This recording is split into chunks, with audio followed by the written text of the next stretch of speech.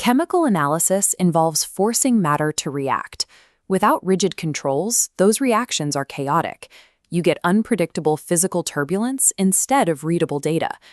But an analytical chemist isn't looking for chaos. They need a single, exact, trustworthy number. The challenge is proving that number is real. When a regulatory agency audits a laboratory, a chemist cannot simply ask them to trust their results. They must provide documented, mathematical proof. This process is called analytical method validation, demonstrating that a testing procedure is strictly suited for its purpose. To see how this regulatory framework actually operates in practice, we can analyze the visual simulation documented in this text. Look at this baseline model. The young man maintaining the precise shape of the flame represents the core analytical measurement in the lab. The older observer represents the scientist, or the instrument itself, carefully monitoring that measurement to ensure it functions without error. Generating one successful reading in a highly controlled environment is only the baseline step. True validation requires proving this analytical system can survive the variables of the real world. This page outlines the first pillar, accuracy. Accuracy is defined as the mathematical closeness of a result to the true value. The clock printed here reads exactly 7 o'clock. We will use this exact time as our theoretical standard. Hitting that specific mark a single time does not prove the method actually works. It could simply be a statistical anomaly. This is where precision, or repeatability, becomes mandatory. The laboratory must run multiple independent trials and extract the exact same accurate result. We see this methodology mapped out across a multi-day dataset. By isolating trials from the first 2 days, we prove the execution is completely consistent. Across every panel, the reading perfectly locks in with the target value.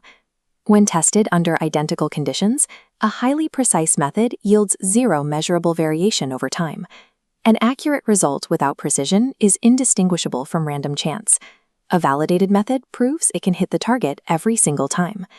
Moving from time-based repetition to the problem of chemical noise, this section covers the second pillar, specificity. Specificity is an analytical method's capacity to measure exactly the intended target molecule and absolutely nothing else. Real-world samples are almost never pure. This introduces a structural problem known as matrix interference. A sample matrix is full of impurities, things like degradation products, inert excipients, and active byproduct chemicals that crowd the environment. The moving devotees and ringing bells crowding the background of this simulation represent those interfering matrix components. If a method lacks specificity, it will accidentally measure that background noise, resulting in a false positive or an artificially inflated concentration. A highly specific method isolates the true target signal. The young man maintaining the measurement remains completely isolated from the activity surrounding him. Specificity guarantees that the final data generated represents your exact target molecule, not the chemical noise of the sample matrix. Finally, we have to look past the internal chemistry of the sample and account for the physical constraints of the laboratory. This triptych illustrates the third pillar, robustness.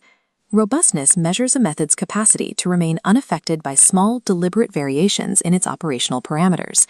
It is important to distinguish this from specificity. Specificity deals with internal chemical interference. Robustness deals exclusively with external environmental stress.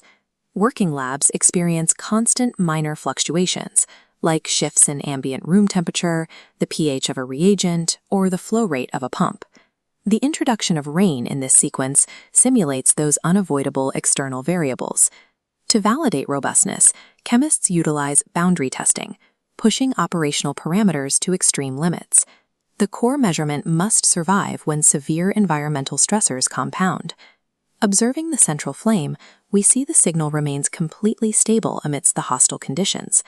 A robust method acts as a required insurance policy, guaranteeing that day-to-day operational realities won't spontaneously invalidate the data.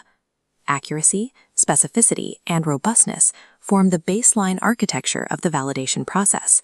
Together, these 3 proofs interlock to form a singular barrier around the data, protecting it from internal flaws and external variance. If any one of these 3 parameters fails during testing, the barrier collapses, and the entire analytical method must be discarded. Closing the theoretical model, we return to the authority demanding this evidence in the first place. Regulatory bodies enforce this level of scrutiny because the measurements generated by these tests often dictate the safety of global pharmaceuticals. Analytical method validation is the hard, physical proof that our data accurately reflects reality.